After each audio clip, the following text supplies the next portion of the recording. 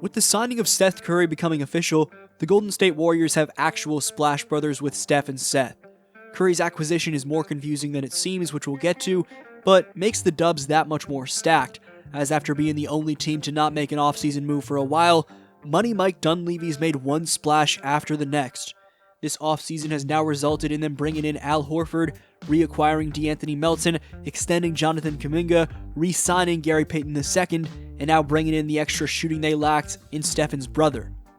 But this deal with Curry is anything but typical. According to reports, the Warriors have to bring him in on a training camp deal, cut him, then they'll get him back on November 15th. Regardless, the Dubs are getting the association's best shooter from last season. Seth Curry's addition to the Warriors goes far beyond the obvious headline of pairing the two Curry brothers together. While the narrative of the Splash Brothers becoming a family business is appealing, the advanced stats tell the real story of why this is such a savvy signing for Golden State. Last season, Seth posted a blistering 45.6% from 3 on catch-and-shoot opportunities, ranking among the top shooters in the NBA in efficiency despite limited minutes. His 63.2% effective field goal percentage on spot-up attempts wasn't just elite, it placed him firmly in the 90th percentile of all perimeter shooters, according to Synergy Sports.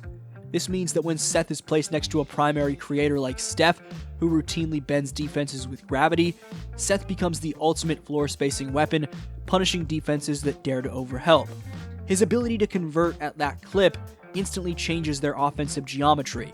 What Golden State lacked in consistency from the outside last season, they now gain in one of the most dependable shooters alive. That single signing could be the difference between the Warriors' offense stagnating at times and it operating at full throttle for 48 minutes a night. Beyond raw percentages, Seth's impact can be seen in his points per possession metrics, where he produced 1.29 PPP on spot-up plays, another mark that placed him in the league's elite. Compare that to the Warriors' overall efficiency last season, which hovered around 1.09 PPP, and the contrast is striking. What this means is that simply plugging Seth into bench or hybrid lineups boosts the team's expected efficiency in real time, even if he only takes 4 or 5 threes a game. It's also worth noting that Seth shot 47.5% on corner threes last year, another area where Golden State badly needed reliability. The Warriors' bench ranked in the bottom third of the league in corner three conversion, and adding a specialist who thrives in that exact role makes him a plug-and-play solution.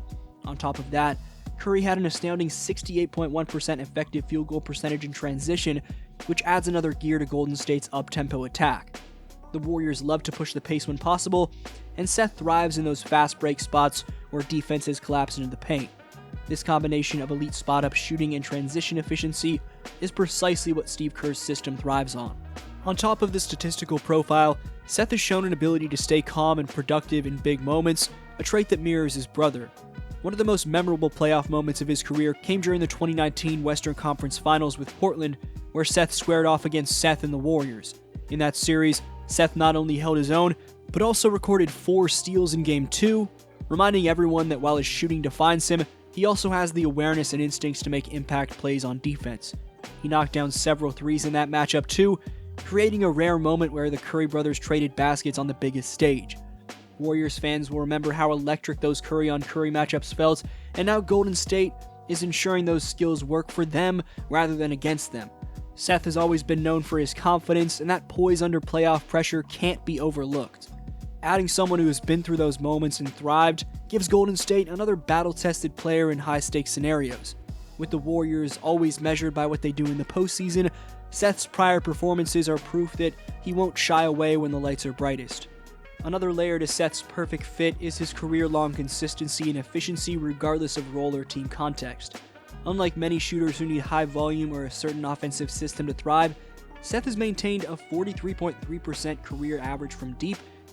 That level of shooting isn't dependent on touches or usage, it travels with him. For a Dubs team that needs players who can slot into lineups next to Steph, Jimmy, or even Kuminga without disrupting flow, Seth provides stability. His true shooting percentage of 61.6% last season speaks to that reliability, a mark that would have ranked him third on the Warriors last season, only behind Gary Payton II and Stephen Curry himself. In a system that thrives on spacing and quick ball movement, that efficiency is invaluable. He's also shot at least 46% from deep in 4 different seasons. When you combine that with his low turnover rate, it makes him one of the most mistake-free offensive role players available. This is exactly what Golden State needed to complement their sometimes erratic bench play. Then, as I talked about in another Seth video recently, there's the intangible element, the story of Seth Curry's NBA journey. Undrafted out of Duke in 2013, Seth bounced between the G League and short stints with teams like Cleveland, Phoenix, and Sacramento before carving out a permanent role in the league. His perseverance and ability to bet on himself mirrored the Warriors' own culture of development and grit. Golden State has always valued players who embody resilience and work ethic, from Draymond Green to Gary Payton II, and Seth's path fits that mold perfectly. His story adds a human element to the signing. This isn't just about numbers, it's about the Warriors betting on a player who's proven time and time again that he can maximize opportunity. For a front office led by Mike Dunleavy Jr., finding players who can thrive in niche roles is crucial to balancing the roster. Seth has consistently taken whatever opportunity was given to him and turned it into production. That type of attitude not only helps in the locker room, but also sets a tone for younger players like Kuminga and Moses Moody. It proves that if you stay ready, you can make a lasting impact no matter where you are in the pecking order. Seth's off-ball movement also deserves special mention because it parallels the Warriors' trademark motion-heavy offense. He's not just a standstill shooter. His ability to relocate, cut baseline, and find space in broken plays makes him a seamless addition to Steve Kerr's system. According to Second Spectrum tracking data, Seth ranked in the top quartile of movement shooters, converting nearly 45% of his threes that came after relocating or coming off screens. That's a skill set Golden State has historically maximized with Klay Thompson and Steph himself, and adding another weapon who can punish defenders that lose track of him only compounds the defensive headaches opponents face. His comfort playing without the ball in his hands means he doesn't need plays drawn up for him to be effective. That's crucial on a roster where the offensive pecking order is already stacked up. Seth's ability to slide in seamlessly makes him a low-maintenance but high-impact addition. He's basically tailor-made for Kerr's offensive playbook, and that ensures the Warriors get maximum value out of his minutes. What might be most intriguing about this move is how Seth helps unlock the Warriors' bench lineups, which often collapsed offensively last season when Steph rested. Golden State desperately needed a second-unit stabilizer who can both score efficiently and thrive without dominating the ball. Seth's career 47% shooting in second-unit lineups, according to Cleaning the Glass data, shows he excels in these roles, keeping the floor space for secondary creators like D'Anthony Melton or Jonathan Kuminga. In essence, Seth shores up the Warriors' biggest weakness, keeping the offense afloat during the non-Steph minutes. He doesn't need to run pick and rolls or command the ball, just his presence alone stretches the defense thin and opens up driving lanes. That kind of impact is often overlooked, but it's the difference between winning and losing close games when rotations tighten. Golden State lost too many of those margins last season, and Seth provides a direct solution. It's not flashy, but it's the type of addition that wins games in April, May, and potentially June. Finally, there's the family connection, which cannot be understated in terms of chemistry and morale. The Warriors aren't just signing Steph's brother for headlines, they're adding someone who's grown up in the same system of values and approach to the game.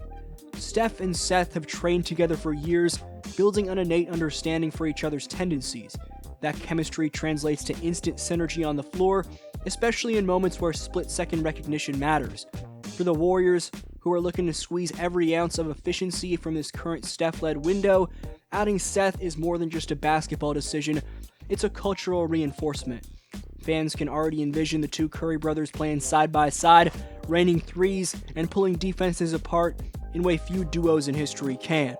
It's a once-in-a-lifetime storyline that also happens to have real basketball impact. Together, they now have actual Splash Brothers, not just in nickname, but in bloodline, and that bond could spark one of the most unique dynamics in NBA history.